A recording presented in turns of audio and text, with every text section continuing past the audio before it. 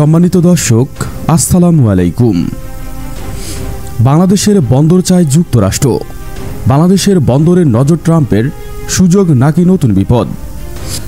যখন পুরো বিশ্ব এক বহুমেরু সংকটের মধ্য দিয়ে যাচ্ছে, তখন বঙ্গোপসাগরের বুকে জেগে ওঠা বাংলাদেশের বন্দরগুলোর দিকে নজর পড়েছে বিশ্বের অন্যতম ক্ষমতাধর রাষ্ট্র যুক্তরাষ্ট্রের। সাবেক প্রধানমন্ত্রী শেখ হাসিনা একবার আক্ষেপ করে বলেছিলেন, আমেরিকা যার বন্ধু তার কোনো শত্রুর দরকার হয় না। আমেরিকা যার বন্ধু হবে তার শত্রু লাগে না।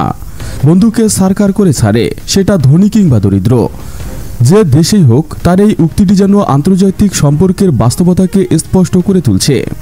অতীতে ঘটলেও দেখা যায়, মার্কিন যুক্তরাষ্ট্রের বন্ধুত্ব কিংবা অংশীদারিত্ব অনেক দেশের জন্য আশীর্বাদের পরিবর্তে বয়ে এনেছে জটিলতা আর দীর্ঘস্থায়ী সংকট। ইরাক, আফগানিস্তান থেকে শুরু করে লাতিন আমেরিকার বহু দেশ এই জ্বলন্ত উদাহরণ। আর এখন সেই আমেরিকার নজর পড়েছে বাংলাদেশের বন্দরের উপর। স্বাভাবিকভাবেই প্রশ্ন উঠেছে, এটি কি শুধু অর্থনৈতিক সহযোগিতার হাতছানি, নাকি এর আড়ালে লুকিয়ে আছে ভূরাজনৈতিক কোনো গভীর ষড়যন্ত্র? তবে কি বাংলাদেশের জন্য অপেক্ষা করছে এক নতুন বিপদ? গণমাধ্যম দ্য ইকোনমিক্স টাইম সম্প্রতি এই বিষয়ে একটি চাঞ্চল্যকর প্রতিবেদন প্রকাশ করেছে, যার শিরোনাম ছিল ইউএসআই সফর, বাংলাদেশ ফর বে বেঙ্গল প্রজেক্ট। এই প্রতিবেদনটি প্রকাশের পর থেকে ঢাকার কূটনৈতিক অঙ্গনে এক ধরনের চাপা উত্তেজনা বিরাজ করছে। প্রতিবেদন অনুযায়ী যুক্তরাষ্ট্র কোয়াড ফোর্স ফর ফিউচার নামক একটি কর্মসূচির অধীনে বাংলাদেশের বন্দর খাতে নিজেদের উপস্থিতি জানান দিতে চাইছে। তাদের মূল লক্ষ্য বঙ্গোপসাগরীয় অঞ্চলে চীনের ক্রমবর্ধমান প্রভাবকে টেক্কা দেয়া এবং এই অঞ্চলের ক্ষমতার ভারসাম্য নিজেদের অবস্থান সুপ্রতিষ্ঠিত করা। বিষয়টি কতটা স্পষ্টকাতর তা বোঝা যায় যখন বাংলাদেশের গণমাধ্যম যুগান্তরের পক্ষ থেকে এই বিষয়ে অন্তর্বর্তী সরকারের এক উচ্চ পদস্থ কর্মকর্তার সঙ্গে যোগাযোগ প্রতিস্থাপন করা হয়। তিনি এই সংবাদের বিষয়ে কোনো মন্তব্য করতে সরাসরি অস্বীকার করেন। এই নীরবতায় যেন বলে দেয়, পর্দার আড়ালে অনেক কিছুই ঘটেছে যা এখনও সাধারণের চোখের সামনে আসেনি। দ্য ইকোনমিক্স টাইম তাদের প্রতিবেদনে আরও উল্লেখ করেছে যে, এই পরিকল্পনার অংশ হিসেবে যুক্তরাষ্ট্র এরই মধ্যে ঢাকায় সংশ্লিষ্ট অংশীদারদের সঙ্গে একটি প্রাথমিক বৈঠকে সম্পূর্ণ করেন। তবে এখনই চূড়ান্ত কোনো পদক্ষেপ নেওয়া হচ্ছে না।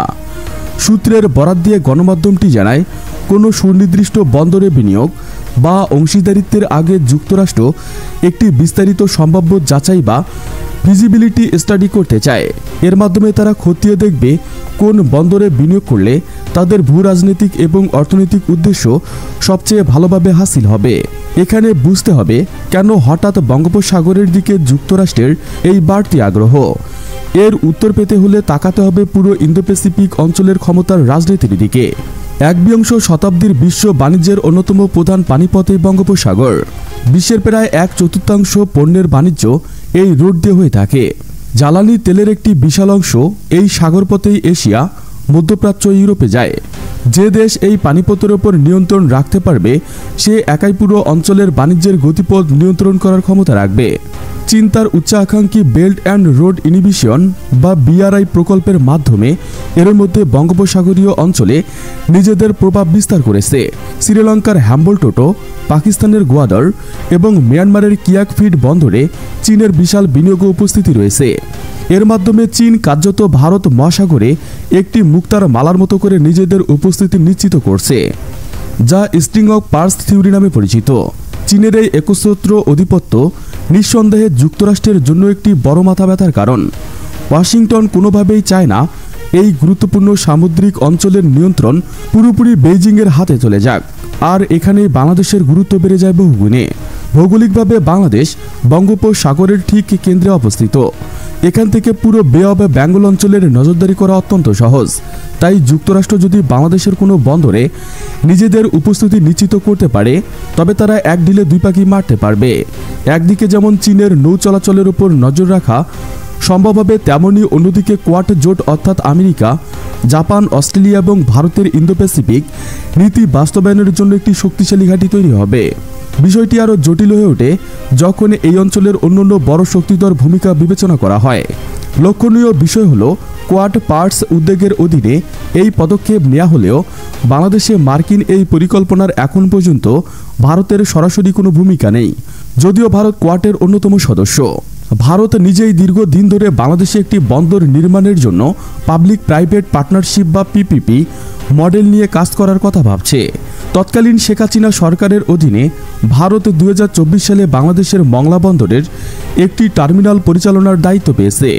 এর আগে 2018 সালে বাংলাদেশ তার উত্তর পূর্বাঞ্চলীয় রাজ্যগুলোর জন্য পণ্য পরিবহনের সুবিধার্থে ভারতকে চট্টগ্রাম ও মংলা বন্দর ব্যবহারের পূর্ণ প্রবেশাধিকার ও ট্রানজিট সুবিধা দিয়েছে। তাই বাংলাদেশের বন্দর ব্যবস্থাপনায় ভারতের নিজস্ব স্বার্থ পরিকল্পনা রয়েছে। এখন মার্কিন যুক্তরাষ্ট্র সরাসরি এই মাঠে নেমে পড়ায় ভারতের হিসাব নিকাশের নতুন মাত্রা যোগ হতে পারে। অন্যদিকে বাংলাদেশের আরেক বিশ্বস্ত উন্নয়ন সহযোগী জাপান এর মধ্যে কক্সবাজারের মাতাবাড়িতে একটি গভীর সমুদ্র বন্দর নির্মাণ করেছে। প্রায় 17,077 কোটি টাকা ব্যয়ে নির্মিত এই প্রকল্পটি কেবল বাংলাদেশের অর্থনীতির জন্য নয়, পুরো অঞ্চলের জন্য একটি গেম চেঞ্জার হতে পারে। এই বন্দরের মূল লক্ষ্য হল একটি বৃহৎ আঞ্চলিক ট্রান্সমিশন হাব এবং শিল্পকেন্দ্রে গড়ে তোলা। মাতারবাড়ি বন্দর চালু হলে বড় মাদার ভেসেলগুলো সরাসরি বাংলাদেশের উপকূলের ভিতরে পড়বে। এতে পণ্য পরিবহনের খরচ ও সময় দুটি নাটকীয়ভাবে কমে আসবে, যা বাংলাদেশ এবং তার প্রতিবেশী ভারতের উত্তর পূর্বাঞ্চলীয় রাজ্যগুলোর বাণিজ্য বৃদ্ধিতে সহায়তা করবে। এখন বাংলাদেশের দৃষ্টিকোণ থেকে পুরো পরিস্থিতিটি বিচার করলে নিঃসন্দেহে মার্কিন যুক্তরাষ্ট্রের মতো একটি দেশের বিনিয়োগ প্রস্তাব আকর্ষণীয়।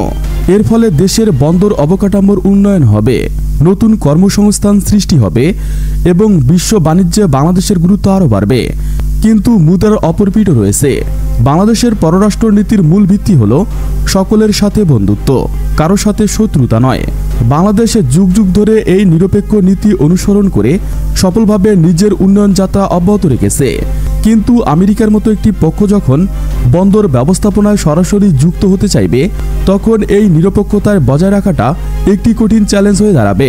কারণ যুক্তরাষ্ট্রের এই বিনিয়োগ কেবল অর্থনৈতিক নয়, এর সঙ্গে এতপ্রতভাবে জড়িয়ে আছে তাদের নিরাপত্তা ও সামরিক পরিকল্পনা। দ্য ইকোনমিক্স টাইম তাদের প্রতিবেদনে স্পষ্ট উল্লেখ করেছেন যে মার্কিন সামরিক বাহিনী এরই মধ্যে বাংলাদেশের চট্টগ্রাম এলাকায় সক্রিয় রয়েছেন। যদি কোনো বন্দরের ব্যবস্থাপনায় মার্কিন সংশ্লিষ্টতা তৈরি হয়, তবে ভবিষ্যতে সেই বন্দরকে তাদের সামরিক বা নিরাপত্তাজনিত কাজে ব্যবহারের একটি সুযোগ তৈরি করতে পারে, যা সরাসরি চীনের মতো আরেকটি বন্ধুপ্রীতম দেশকে রুষ্ট করতে পারে। চীন বাংলাদেশের সবচেয়ে বড় বাণিজ্যিক অংশীদার এবং উন্নয়নের অন্যতম প্রধান সহযোগী।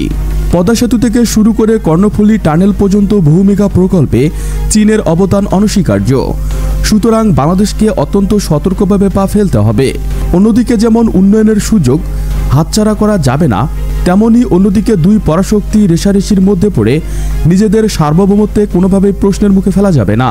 বাংলাদেশের সামনে এখন দুইটি পথ, হয় মার্কিন প্রস্তাব সরাসরি গ্রহণ করে তাদের বলয়ে ঢুকে পড়া, অথবা নিজস্ব শর্ত এবং জাতীয় স্বার্থকে সবার উপরে রেখে একটি ভারসাম্যপূর্ণ সমাধানের পথে হাঁটা। মাতারবাড়ি প্রকল্পে জাপানের সঙ্গে যেভাবে কাজ হচ্ছে সেটি একটি উৎকৃষ্ট উদাহরণ হতে পারে। জাপান কোনো ভূরাজনৈতিক উদ্দেশ্য ছাড়াই শুধুমাত্র অর্থনৈতিক ও উন্নয়ন সহযোগী হিসেবে কাজ করছে। যুক্তরাষ্ট্রের প্রস্তাবকেও সেভাবেই বিচার বিশ্লেষণ করতে হবে। তাদের বিনিয়োগের শর্তগুলো কি কি? বন্দরের পরিচালনায় বাংলাদেশের সার্বভৌমত্ব কতটা অক্ষুণ্ণ থাকবে? এই বন্দরকে কোন সামরিক ও আধার সামরিক কাজে ব্যবহার করা হবে কিনা? এই বিষয়গুলো পরিষ্কার হওয়া অত্যন্ত জরুরি। দিন শেষে বঙ্গোপসাগর বাংলাদেশের জন্য একে অপরের সম্ভাবনা দেখায়। এই সম্ভাবনাকে কাজে লাগিয়ে দেশকে একটি উন্নত ও সমৃদ্ধ রাষ্ট্রে পরিণত করার স্বপ্ন দেখে দেশের প্রতিটি মানুষ। কোনো পরাশক্তির খেলার মাঠ হয়ে সেই স্বপ্নকে বিসর্জন দেওয়া যাবে না। তাই সরকারের নীতি নির্ধারকদের এখন দূরদর্শী সিদ্ধান্ত নিতে হবে। এমন একটি পথ বেছে নিতে হবে যেখানে উন্নয়নের রথ সচল থাকবে, আবার দেশের সম্মান ও সার্বভৌমত্ব অক্ষুণ্ণ থাকবে। মার্কিন নজর হয়তো বাংলাদেশের জন্য একটি নতুন সুযোগের দরজা খুলে দিয়েছে, কিন্তু সেই দরজার ওপারে অপেক্ষা করছে সমৃদ্ধি নাকি সংকট, তা নির্ভর করবে বাংলাদেশের কূটনৈতিক প্রজ্ঞা ও দৃঢ়তার উপর।